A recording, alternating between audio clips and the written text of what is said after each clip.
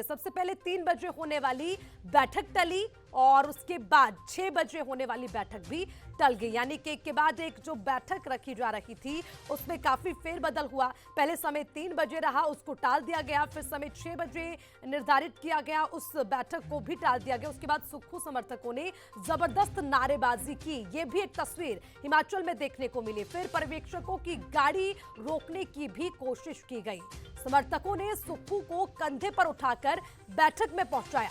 ये क्या बताती हैं तस्वीरें, उस पर भी बातचीत करेंगे। प्रतिभा सिंह के समर्थक भी नारेबाजी करते दिखे। प्रतिभा सिंह को सीएम बनाने की मांग उठाई गई। रात 8 बजे क्या हुआ, विधायकों के साथ जो बैठक हुई वो बेनतीजा निकली। तो ये सीएम पर मंथन से पहले की तस्वीरें नजर आई थी, जो हम अपडेट आपको ग्राफिक्स के जरिए दे रहे हैं।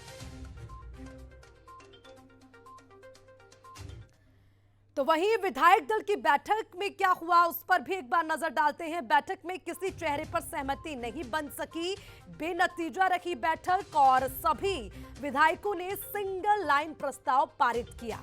सीएम चेहरे को लेकर आखिरी फैसला दिल्ली पर छोड़ा गया और अब सीएम फेस को लेकर फैसला हाईकमान के पास है। तो सीएम के चेहरे को लेकर आखिरी फैसला अब दिल्ली पर छोड़ दिया गया है, यानी कि दिल्ली से ही सीएम के चेहरे का रास्ता तय होगा और सीएम फेस को लेकर फैसला हाईकमान के पास है, जिसका सबको इंतजार भी है कि हाईकमान क्या फैसला लेगी। 13 दिसंबर तक आलाकमान कर सकता है कोई फैसला, ये सूत्रों के हवाले से जानकारी मिल रही। तो यानी कि 2 दिन का इंतजार और करना पड़ सकता है।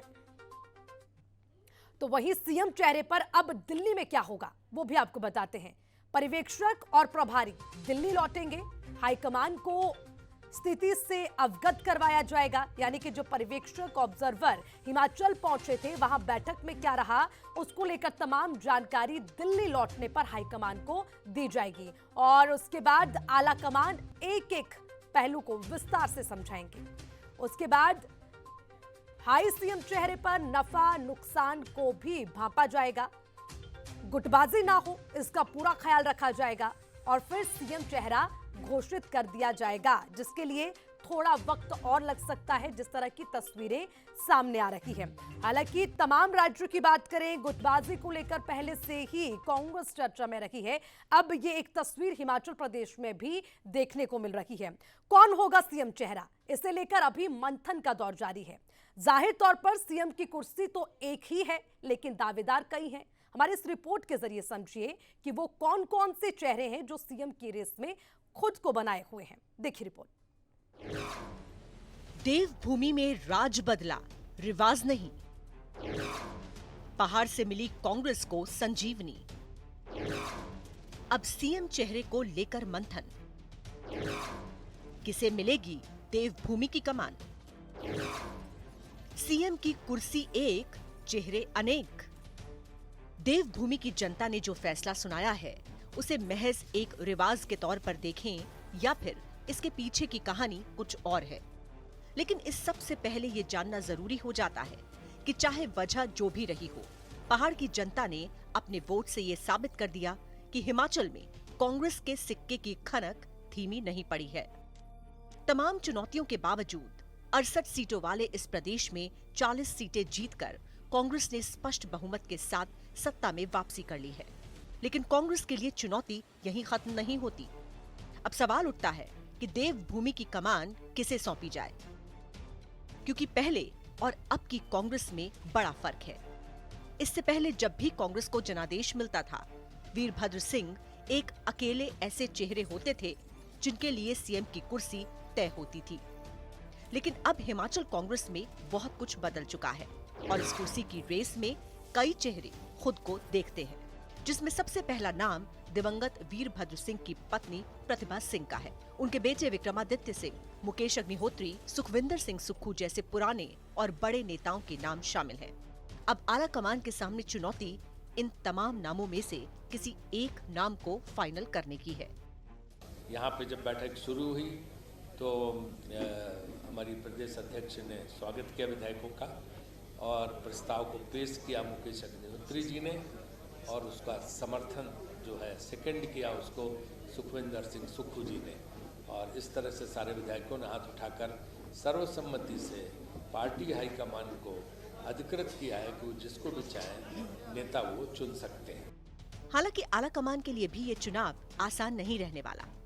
कांग्रेस के लिए ये मुश्किलें वीरभद्र सिंह की पत्नी प्रतिभा सिंह ने अपने उस बयान से बढ़ा दी हैं, जिसमें उन्होंने साफ और स्पष्ट शब्दों में इस जीत का श्रेय पूर्व सीएम दिवंगत वीरभद्र सिंह को दिया है। देखो, दावेदारी की बात नहीं है इसमें। It is for the high command to decide कि वीरभद्र सिंह की लेगेसी को भी नजरअंदाज नहीं किया जा सकता। See, one thing, I may answer your question. So High Command gave me a responsibility of fighting the by-election where I was facing a very tough challenge. Why? Because there was a BJP government in the center, there was a BJP government in the state, CM was from Mandi itself, and at that juncture where Virbhadra Singh ji had just gone, 1-2 महीने ही हुए थे उनको गए, मैं उस trauma से गुजर रही थी और मुझे हाई कमांड ने कहा कि आपने ये इलेक्शन लड़ना है। उन्होंने औरों से भी कहा पर और सब मुकर गए कि no we don't want to fight, we don't want to. Ultimately it came to me, I said okay, if the high command has given me this order I shall obey, I shall obey. I obeyed and I faced the election and I won the election. Himachal Congress की अध्यक्ष प्रतिभा सिंह के इस बयान को सुनकर राजनीति की थोड़ी बहुत भी समझ रखने वाले इस बात से इनकार नहीं कर सकते कि प्रतिभा सिंह खुद वीरभद्र सिंह की विरासत को आगे ले जाने के लिए तैयार है। अब बात उन चेहरों की जिनके नाम की चर्चा तेज है। पहला चेहरा है सुखविंदर सिंह सुक्खू, जिन्हें राहुल गांधी का बेहद करीबी माना जाता है। इतना करीबी कि एक समय में वीरभद्र सिंह की नाराजगी के बावजूद प्रदेश की कमान उन्हें सौंप दी गई थी। सीएम रेस में मुकेश अग्निहोत्री का नाम भी खूब उछल रहा है, क्योंकि मुकेश अग्निहोत्री को वीरभद्र सिंह खेमे का बेहद करीबी माना जाता है। ऐसे में बहुत संभव है कि अगर पार्टी आलाकमान ने वीरभद्र सिंह परिवार से किसी को सीएम नहीं बनाया, तो मुकेश अग्निहोत्री को सीएम चेहरा बनाकर अंदरूनी कलह पर पूर्ण विराम लगाने की कोशिश करे। हालांकि अभी ये सभी बातें संभावित है, जिस पर पार्टी की ओर से कोई आधिकारिक फैसला नहीं आया है। कांग्रेस आलाकमान की ओर से छत्तीसगढ़ के सीएम भूपेश बघेल और हरियाणा के पूर्व सीएम भूपिंदर सिंह हुड्डा को इसकी कमान सौंपी गई है और ये दोनों ही नेता सभी विधायकों को एकजुट करने के साथ सीएम चेहरे पर एक मत बनाने की कोशिश में जुटे हैं। हालांकि शिमला में विधायक दल की बैठक के बाद फैसले की जिम्मेदारी एक बार फिर आलाकमान को सौंप दी गई है। ब्यूरो रिपोर्ट, सूर्या समाचार।